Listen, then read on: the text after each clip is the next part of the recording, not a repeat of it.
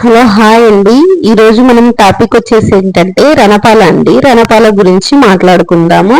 ఈ రణపాల మనకు స్టోన్స్ కానీ జీర్ణ జీర్ణశక్తి జీర్ణాశయానికి కానీ ప్లస్ వీటిని మన చెట్లకు ఫర్టిలైజర్ గా కూడా యూజ్ చేస్తున్నారు.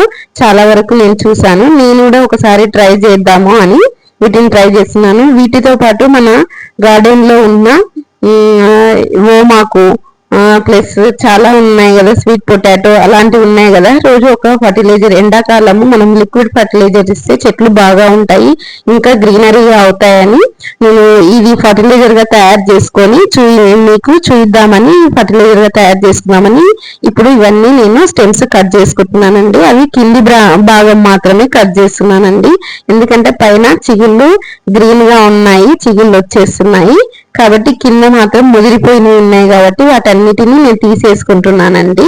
చెట్టు నేను ఫస్ట్ పెట్టినప్పుడు చాలా చిన్నగా ఉన్నది, ఇది జస్ట్ పడిందంటే ఇలా పడేస్తేనే, ఆకు పడేస్తేనే అండి వచ్చేస్తుంది ఈ రణపలాకు. దీన్ని ప్రత్యేకంగా మనము వేళ్ళతో పాటుగా పెట్టాలి, ఒక మొక్క తీసి పెట్టాలని కాదండి. జస్ట్ మనం ఒక ఆకు అక్కడ పడేసామంటే దానికి మళ్ళీ వేళ్ళు వచ్చేసాయి, పైన వేళ్ళు వచ్చేసేసి మనకు మొక్క వచ్చేస్తుందండి. ఇది చిన్న మొక్కగా ఉన్నప్పుడు పెట్టాను, అంతా తీసేసి.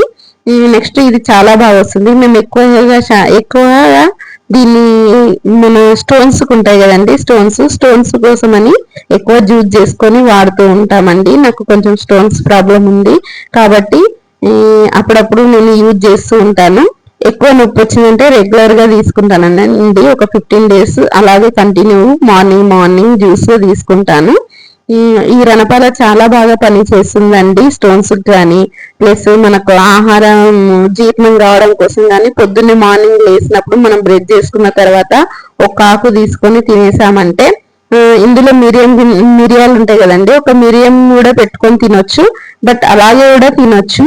మేము గార్డెన్ లో చూసుకుంటూ అటు ఇటు తిరుగుకుంటూ కూడా తినేస్తాము. ఇప్పుడు చూడండి ఇంత వచ్చేసింది. దీంతో పాటుగా నేను ఓమాకు కూడా కట్ చేసుకుంటానండి. ఓమాకు ప్లస్ ఇది రెండు కలిపేసేసి లిక్విడ్ ఫర్టిలైజర్ తయారు చేసుకుందాం అనుకుంటున్నానండి. ప్రస్తుతానికి ఏంటంటే నేను చాలా వరకు నా గార్డెన్ లో లిక్విడ్ ఫర్టిలైజర్స్ ఇస్తున్నాను, కాకపోతే వీడియో తీయలేకపోతున్నాను. అలాగే మాకు పైన టెర్రస్ పైన నేను అన్ని అమర్చుకున్నాను కదండి, ఏమేమి అమర్చుకున్నాను, ఏం చేశాను పైన అనేది అది కూడా మీకు ఒక వీడియో తీసి చూపిస్తానండి.